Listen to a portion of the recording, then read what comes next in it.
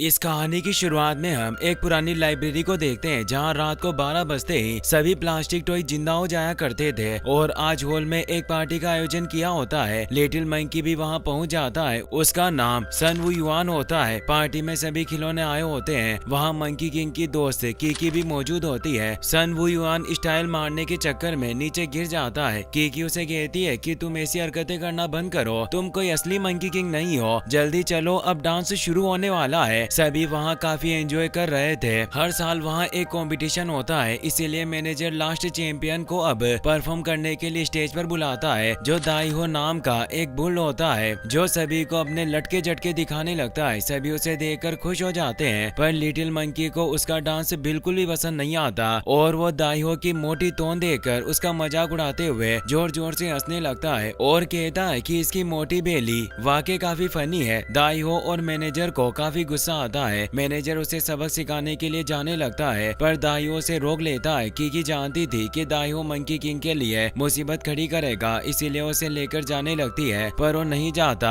दाईहो को एक आइडिया आता है और वो सन वू युआन के पास आकर कहता है कि तुम तो एक मंकी किंग हो, तुम आखिर सभी को अपना हुनर क्यों नहीं दिखाते? मैंने सुना है कि तुम्हारे इस गोल्डन स्टाफ का वजन 13,500 पाउंड यानी लगभग 30,000 किलो है, इसीलिए इस स्टिक को तुम्हारे सिवा और कोई नहीं उठा सकता। क्या तुम सभी को दिखाने नहीं दोगे कि वाकई तुम्हारा स्टाफ असली है और तुम एक रियल मंकी किंग हो? लिटिल मंकी परेशान हो जाता है, तो दाईहो कहता है कि क्या तुम्हारी ये स्टिक नकली है जो तुम इसे दिखाने से डर रहे हो? वो युआन रिप्लाई में बोलता है कि आखिर ऐसा कैसे हो सकता है, मैं असली मंकी किंग हूँ, और वो अपनी स्टिक को नीचे रख देता है। दाईहो उसे उठाने की कोशिश करता है पर उठा नहीं पाता, पर उसे चिढ़ाने के लिए नाटक कर रहा होता है और उस स्टिक को तोड़ देता है। मंकी किंग इससे परेशान हो जाता है। दाईहो उस पर अटैक करता है और बोलता है कि तुम कोई असली मंकी किंग नहीं हो, इसीलिए तुम अपनी औकात में रहो। वो युआन उस पर अटैक करने की कोशिश करता है, पर दाईहो से दूर फेंक देता है और बोलता है कि तुम सिर्फ एक कचरे का टुकड़ा हो, इसीलिए यहाँ से निकल जाओ और हमारे मूड को खराब मत करो। सभी लोगों को भी लगता है कि ये वो युआन कोई असली मंकी किंग नहीं है और उसका मजाक उड़ाकर वहाँ से चले जाते हैं। लिटिल मंकी को काफी बुरा लगता है, वो रोने लगता है। वो अब एक रेस्टोरेंट में आ जाता है जहाँ वो निराश बैठा हुआ होता है। तभी उसके पास एक एशियन बुक और लाइब्रेरी के कुछ वर्कर आते हैं। वो उसे बताते हैं कि हमने एक बुटीक टाइम टूर लॉन्च किया है, इसीलिए अगर तुम किसी भी ट्रिप के बारे में कुछ जानना चाहते हो तो हमसे पूछ सकते हो। पर लिटिल मंकी काफी सैड होता है। वो बोलता है कि मैं कहीं भी ट्रेवल करने के मूड में नहीं हूँ क्योंकि मेरा गोल्डन स्टाफ टूट गया है और अब मैं एक मंकी किंग नहीं रहा। बारटेंडर कहता है कि सन वो युआन तुम इतनी जल्दी हार नहीं मान सकते। तभी लाइब्रेरी वर्कर बोलता है कि वो युआन तुम वेस्ट की यात्रा कर सकते हो और असली गोल्डन स्टाफ को ढूंढकर अपने सपने को साकार कर पाओगे। वो उसे एक टिकट देता है। वो युआन को भी आइडिया पसंद आता है कि अगर उसे असली गोल्डन स्टाफ मिल गया तो वो एक रियल मंकी किंग बन जाएगा और फिर कोई भी उसका मजाक नहीं उड़ाएगा। एशियन बुक उसे धीरे बोलने को कहता है और बताता है कि कोई भी यहाँ से ट्रेवल नहीं कर सकता, मैं तुम्हें ही सिर्फ ये टिकट दे रहा हूँ, इसीलिए किसी को इस बारे में पता नहीं चलना चाहिए। अब वो वहाँ से निकल जाते हैं। वहीं हम दाईहो को देखते हैं जो भी असली गोल्डन स्टाफ को हासिल करना चाहता है, क्योंकि उसे पता चला था कि उसका boss bull demon king golden staff को पाना चाहता है ताकि सारी दुनिया बुल डीमन किंग की गुलाम हो जाए। तभी मैनेजर वहां आकर बताता है कि वो एशियन बुक लाइब्रेरी से भाग निकला है। दाईहो गुस्सा होता है, तो मैनेजर बताता है कि हम लिटिल मंकी किंग को अपने ट्रैप में फंसाने में कामयाब रहे, वो अब असली गोल्डन स्टाफ की तलाश में निकल गया है। तो दाईहो भी इससे खुश होता है। वहीं हम सन वू युआन को देखते हैं जिसे वेस्ट में जाने के लिए एक ट्रेन पकड़नी थी, इसीलिए वो टिकट में मौजूद रूम नंबर में आ जाता है जहाँ उसे एक तेज रोशनी नजर आती है, इसीलिए वो ऊपर आ गया जहाँ एक जायंट स्टेचू मौजूद था, जिसके ऊपर चढ़कर लिटिल मंकी एक अलग ही जगह पर पहुंच जाता है जहाँ से ही दुनिया भर में ट्रेन जाया करती थी। वो टिकट रूम में जाता है जहाँ वो अपनी टिकट बताता है और कहता है कि मुझे वेस्ट की यात्रा करनी है। टिकट काउंटर पर मौजूद पर्सन उसे बताता है कि जल्दी तुम्हें एक ट्रेन वेस्ट में छोड़ देगी, लेकिन अगर तुम वापस लौटना चाहते हो तो तुम्हें इस टिकट को फाड़ना होगा और तुम वापस इस दुनिया में पहुंच जाओगे।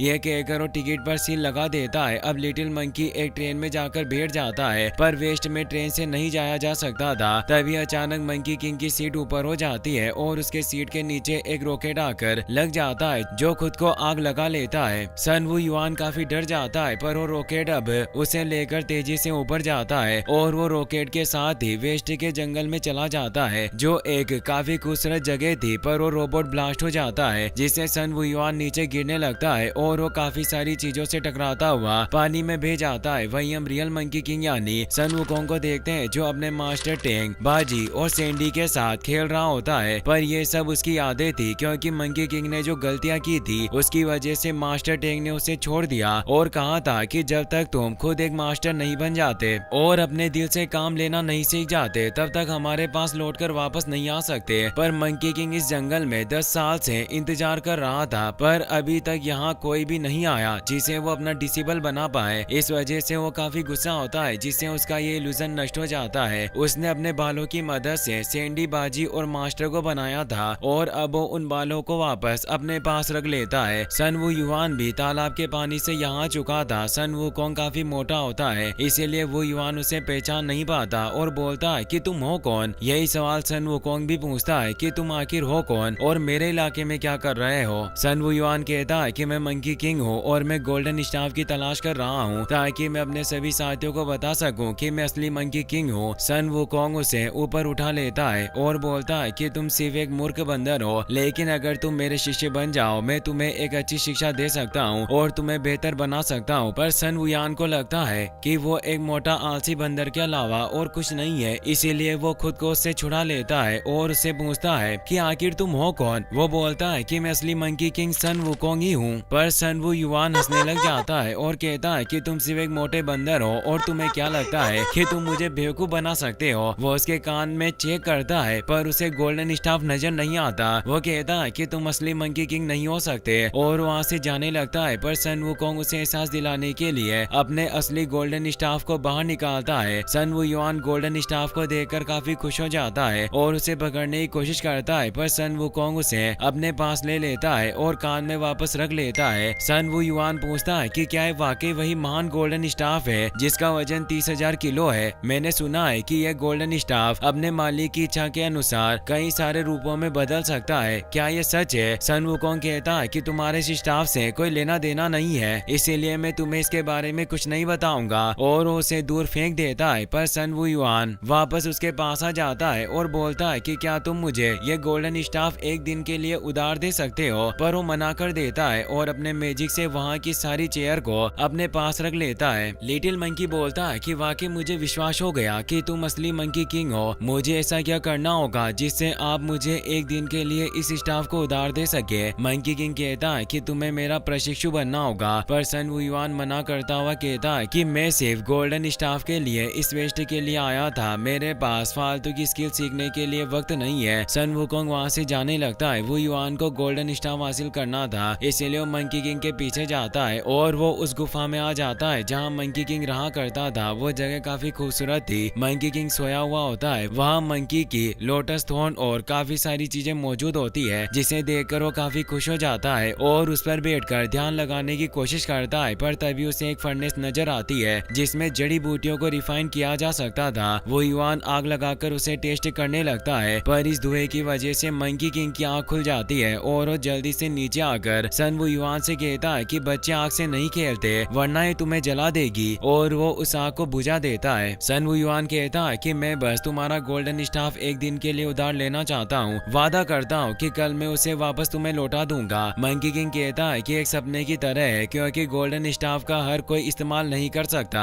गोल्डन स्टाफ तुम्हें खुद चुनता है, भले ही तुम उसे उठाने के काबिल भी बन जाओ, लेकिन जब तक वो तुम्हें नहीं चुनेगा तुम उसकी पावर्स का इस्तेमाल नहीं कर पाओगे। साथ ही गोल्डन स्टाफ का मास्टर बनने के लिए तुम्हें हाई क्लास की मार्शल आर्ट्स आनी बहुत जरूरी है, इसीलिए तुम्हें अच्छे से प्रैक्टिस करनी होगी। सन वुयुआन कहता है कि मुझे पहले ही मार्शल आर्ट आता है। मंकी किंग बोलता है कि अगर ऐसी बात है तो मैं तुम्हारा एक टेस्ट लूंगा और वो अपने सोमर सोल्ट क्लाउड को वहाँ बुलाता है जिस पर बैठकर मंकी किंग कहीं भी ट्रेवल कर सकता था। अब वो उस पर बैठकर ऊपर जाने लगता है और वो युआन को भी अपने पीछे आने को कहता है ताकि उसकी एबिलिटी चेक कर सके। सन वुयुआन रस्सी और पेड़ों की मदद से ऊपर चढ़ने लगता है पर उसे ऊपर आने में बहुत वक्त लग जाता है। मंकी किंग बोलता है कि तुम बहुत स्लो हो, मैं तुम्हारा कब से इस जगह पर इंतजार कर रहा था। अब वो अपनी एक स्किल का इस्तेमाल करके दिखाता है जिसमें वो वाटर को अपने हैंड से कंट्रोल करता है और काफी सारे फ्रूट तोड़ लेता है। सन वुयुआन भी उस टेक्निक का इस्तेमाल करने की कोशिश करता है पर वो पानी को जरा भी नहीं हिला पाता। मंकी किंग बोलता है कि इस ट्रिक को इतनी आसानी से नहीं सीखा जा सकता, वैसे मैंने इस ट्रिक का इस्तेमाल तुम्हें सिखाने के लिए नहीं बल्कि फल तोड़ने के लिए किया था। अब मैं तुम्हें कुछ बेसिक स्किल्स सिखाऊंगा। मंकी किंग एक पत्थर पर अटैक करके उसे तोड़ देता है, पर लिटिल मंकी जब उस पर अटैक करता है तो उसे जरा सा भी तोड़ नहीं पाता, पर वो प्रैक्टिस करना जारी रखता है। वहीं हम बुल डीमन किंग को देखते हैं जो इंसानी रूप में होता है। एक बुल उसे बताता है कि मंकी किंग ने एक लिटिल मंकी को अपने डिसिबल के रूप में स्वीकार किया है और वो हुआओ माउंटेन पर प्रैक्टिस कर रहा है। बुल किंग हंसने लगता है और कहता है कि वक्त आ गया है कि मैं अपने प्लान को अंजाम दूं। वहीं मंकी किंग सन वुयुआन को अपनी दूसरी स्किल भी सिखा रहा होता है, पर सन वुयुआन के कमजोर होने से उसे काफी दर्द हो रहा था और उसे प्रैक्टिस करने में काफी प्रॉब्लम हो रही होती है, जिसे खाने के वक्त मंकी किंग उस पर गुस्सा करता है क्योंकि वो ठीक से प्रैक्टिस नहीं कर रहा होता। सन वुयुआन परेशान हो जाता है। अगले दिन जब वो फ्रूट इकट्ठा करने आता है तो उसे एक रसीला फल दिखाई देता है, इसीलिए वो पेड़ के ऊपर चढ़ जाता है और उसे तोड़ने की कोशिश करता है, पर वो एक बबून का पिछवाड़ा होता है। बबून भागने लगता है पर सन वुयुआन उसके पीछे फंस गया था। बबून को भी इसका पता चल जाता है और उसे पकड़कर बाहर निकाल लेता है। सन वुयुआन खुद को छुड़ाने की कोशिश करता है पर ऐसा नहीं कर पाता। बबून को लिटिल मंकी काफी पसंद आता है। सन वुयुआन बेहोश होने का नाटक करता है जिससे बबून को लगता है कि उसे कुछ हो गया और वो दुखी होता है, पर मौका देकर सन वुयुआन भागने की कोशिश करता है, पर बबून उसे वापस से पकड़ लेता है और उसके साथ खेलने लगता है, जिससे वुयुआन मंकी किंग के पास नहीं लौटा था। मंकी किंग काफी परेशान था। सन वुयुआन बबून के पास ही सो गया, इसीलिए बबून उसे मंकी किंग की गुफा के बाहर छोड़ने आता है। मंकी किंग को लगता है कि बबून ने उसे चोट पहुंचाई होगी, इसीलिए वो उसकी बॉडी चेक करता है और उसे काफी गुस्सा आ रहा था। वो बबून से पूछता है कि तुमने इसके साथ क्या किया, लेकिन बबून बोल नहीं सकता था और वो मंकी किंग के गुस्सा करने से वहाँ से चला जाता है। मंकी किंग वो युआन को अपने बेड पर लेटा देता है। लिटिल मंकी नींद में बोल रहा था कि मास्टर मुझे माफ कर देना, पर अब से मैं कड़ी मेहनत के साथ प्रैक्टिस करूंगा। मंकी किंग भी इससे खुश होता है। अब अगले दिन से मंकी किंग भी उसे अपने गोल्डन स्टाफ को चलाकर दिखाता है और बताता है कि अगर तुम इसे पाना चाहते हो तो तुम्हें कड़ी मेहनत करनी होगी, क्योंकि तुम बिना प्रैक्टिस किए इसे उठा नहीं सकते। और वो जब उस पर स्टाफ गिराता है तो लिटिल मंकी उसके वजन को सहन नहीं कर पाता। वो बोलता है कि तुमने देखा ना कि जब तक तुम हाई लेवल के मार्शल आर्ट्स को नहीं सीख लेते तुम इसे उठाने के काबिल नहीं बन पाओगे। अब लिटिल मंकी भी डिसाइड कर लेता है कि वो पूरी मेहनत के साथ मार्शल आर्ट सीखेगा। सन वुयुआन मंकी किंग को उठाकर पुशअप करने लगता है। शुरुआत में उसे काफी प्रॉब्लम होती है। मंकी किंग उसे कई तरह के नरबख्शी पौधों के बीच में लटका देता है, जिससे उसे काफी चोट लगती है। मंकी किंग उसकी ट्रेनिंग को काफी हार्ड करता जा रहा था। लिटिल मंकी भी दिन रात मंकी किंग के साथ प्रैक्टिस करता है, जिससे अब वो धीरे धीरे स्ट्रॉन्ग बनता जाता है और अब वो इतना काबिल बन चुका था कि वो मंकी किंग के हाथ से उसकी स्टाफ को भी छुड़ाने में कामयाब हो जाता है। साथ ही अब उन दोनों में काफी अच्छी दोस्ती भी हो गई थी। लिटिल मंकी अगले दिन जब फल की तलाश में जाता है तो उसे कुछ आवाज सुनाई देती है। वो देखता है कि एक आदमी पेंटिंग बना रहा होता है, जो असल में वही बुल डीमन किंग होता है, जो अजीब तरीके से पेंटिंग को कंप्लीट करता है। वो युवान को पेंटिंग काफी भद्दी लगती है। वो कहता है कि तुमने आखिर एक क्या वाहियात चीज बनाई है। आदमी कहता है कि हर कोई कलाकार की कला को नहीं देख सकता। अगर तुम अपने दिल की गहराई में झांक कर देखो तो पाओगे कि ये वही चीज है जिसकी तुम चाहत रखते हो। सन वुयुआन देखते हैं कि वो ड्राइंग वाकई एक गोल्डन स्टाफ की है जिसे वो हासिल करना चाहता है, इसीलिए वो पूछता है कि तुम हो कौन और तुम्हें कैसे पता कि मुझे गोल्डन स्टाफ चाहिए। वो आदमी बोलता है कि इससे कोई फर्क नहीं पड़ता कि मैं कौन हूँ, मायने ये रखता है कि तुम इस गोल्डन स्टाफ को पाने के लिए उस मंकी किंग के डिसिबल बने, पर वो तुम्हें कभी भी अपना गोल्डन स्टाफ नहीं देगा। सन वुयुआन कहता है कि ऐसा नहीं है, उन्होंने कहा कि जब तक मैं मार्शल आर्ट सीख लूंगा वो मुझे गोल्डन स्टाफ दे देंगे। आदमी कहता है कि गोल्डन स्टाफ मंकी किंग का सबसे पावरफुल वेपन है, वो ऐसे ही इसे कैसे एक छोटे मंकी को दे सकता है। उसने तुम्हें अपना डिसिबल बनाया क्योंकि मोंग तांग ने उसे कहा कि जब तक मंकी किंग खुद एक टीचर बनकर अपना डिसेबल नहीं बना लेता वो कभी उसके पास वापस नहीं जा पाएगा। इसीलिए तुम्हें इतना सब कुछ करने के बावजूद भी कुछ नहीं मिलेगा। अगर तुम उसे पाना चाहते हो तो तुम्हें खुद ही कुछ करना होगा। लिटिल मंकी को उसकी बातों पर विश्वास नहीं होता और वो भागकर वहाँ से चला जाता है। मंकी किंग के साथ जब वो खाना खा रहा होता है तब वो पूछता है कि क्या आपने मुझे सिर्फ इसीलिए शिष्य बनाया ताकि आप मास्टर तांग के साथ बुद्धिस्ट स्क्रिप्चर्स को सीखने के मिशन पर जा सके। मंकी किंग बोलता है कि ऐसा नहीं है, मैं बस उनके साथ रहना चाहता था पर वो मुझे छोड़कर चले गए। लगता है कि अब उन्हें मेरी जरूरत नहीं है। लिटिल मंकी कहता है कि हो सकता है कि उन्हें आपकी जरूरत हो। मंकी किंग बोलता है कि मुझे इस बारे में और बात नहीं करनी। लिटिल मंकी पूछता है कि क्या आप मुझे वो गोल्डन स्टाफ उधार दे सकते हो, पर मंकी किंग मना कर देता है और बोलता है कि तुमने अभी तक कुंफू प्रैक्टिस पूरी नहीं की है। सन वू युआन कहता है कि मैंने आपके सिखाए सारे पेतरे तो सीख लिए हैं, पर मंकी किंग नींद का बहाना करके सो जाता है ताकि वो इस बात को टाल सके। लिटिल मंकी किंग समझ आता है कि उस आदमी की बात सही थी। मंकी किंग कभी भी उसे अपने स्टाफ को उधार नहीं देंगे। इसीलिए रात को जब मंकी किंग गहरी नींद में सोता है तो सन वू युआन उसके कान से गोल्डन स्टाफ को चुरा लेता है और वहाँ से निकलने लगता है। वो कहता है कि मैं इसे सिर्फ एक दिन के लिए उधार ले रहा हूँ। अगले दिन में मास्टर के जागने से पहले उन्हें लौटा दूंगा और मैं अभी जाकर सभी लोगों को बता सकता हूँ कि मैं असली मंकी किंग हूँ। लेकिन बुल डीमन आगे मौजूद था जो अब अपने असली रूप में आ जाता है और सन वू युआन से वो गोल्डन स्टाफ हासिल कर लेता है। वो युआन उससे लड़ने की कोशिश करता है पर उसके एक अटैक में ही दूर गिरकर बेहोश हो जाता है। बुल डीमन किंग सोचता है कि आखिर मेरा प्लान कामयाब हुआ, मुझे गोल्डन स्टाफ मिल गया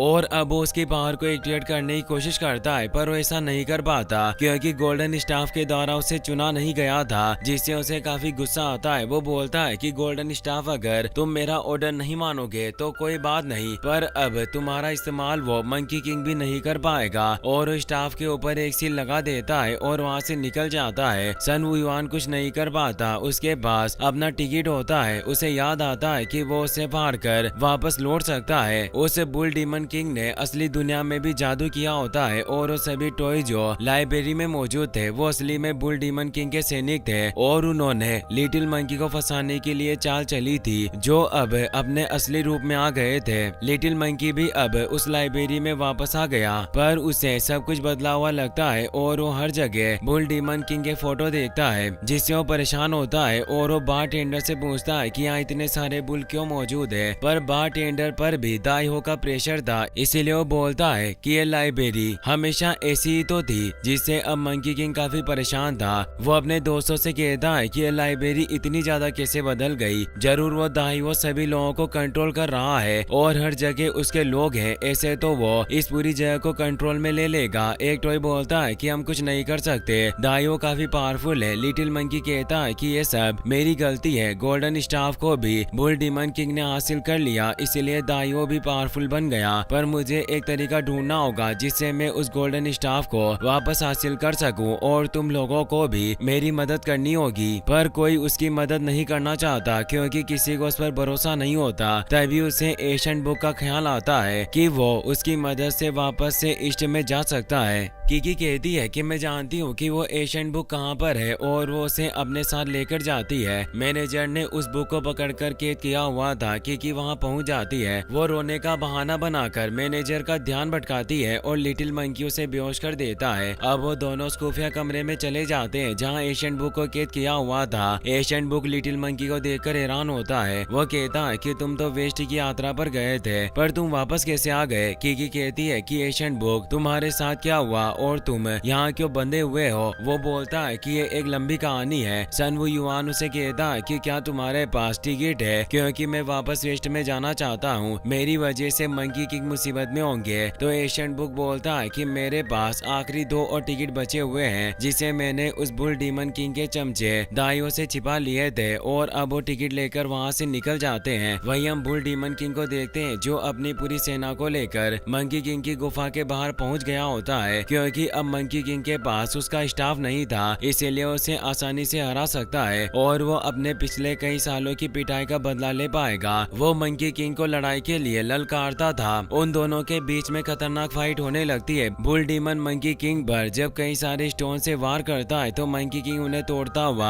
आगे बढ़ता है, पर इससे मौका पाकर बुल डीमन किंग उसे एक पंच मारकर दूर कर देता है। इससे मंकी किंग को गुस्सा आता है और वो अपने गोल्डन स्टाफ को कान से बाहर निकालने लगता है, पर अब उसे पता चल जाता है कि गोल्डन स्टाफ उसके पास नहीं है, जिससे वो हैरान हुआ। पर अब बुल डीमन उसे बहुत बुरी तरीके से पीटता है और मंकी किंग अपने बचाव में कुछ नहीं कर पाता। सन वू युआन भी अब किकी के साथ वहां आ चुका था, पर अब बुल डीमन ने मंकी किंग को अपनी थंडर पावर से काफी घायल कर दिया था और उसके सैनिक मंकी किंग को पूरी तरीके से पकड़ लेते हैं, जिससे वो उठ नहीं पाता। बुल डीमन किंग बोलता है कि मंकी किंग तुम्हें तुम्हारे डिसिपल ने धोखा दिया और तुम्हारे गोल्डन स्टाफ को चुरा लिया। मंकी किंग को इससे बहुत बुरा लगता है और अब bull demon king monkey king को वोल्केनो के अंदर कैद कर लेता है और उसके पर्वत पर कब्जा कर लेता है। वहीं लिटिल मंकी को भी काफी बुरा लग रहा होता है कि उसकी वजह से मंकी किंग को कैद कर लिया गया, पर वो उन्हें बचाने के लिए कुछ नहीं कर पाया। इसीलिए वो डिसाइड करता है कि मैं गोल्डन स्टाफ को वापस हासिल कर लूंगा। वो अपनी दोस्त किकी और बबून को लेकर मंकी किंग को बचाने के लिए निकल पड़ता है। उसके साथ सोमरसॉल्ट क्लाउड भी होता है जो उन्हें रास्ता दिखाता है और अब वो कुछ घंटों के सफर के बाद उस वोल्केनो पर पहुंच जाते हैं। अब हम दाइयो को भी देखते हैं जो भी अब बुल डीमन किंग के पास आ चुका था। गोल्डन स्टाफ को लावा के बीच में रखा गया होता है, इसीलिए सन वू युआन किकी के साथ उस तरफ बढ़ रहा था, पर दाइयो उसे देख लेता है और उन्हें मारने के लिए आने लगता है। पर तभी बबून वहां आकर उन्हें मारने लग जाता है। लिटिल मंकी भी मौका देखकर क्लाउड पर बैठकर उसे गोल्डन स्टाफ के पास पहुंच गया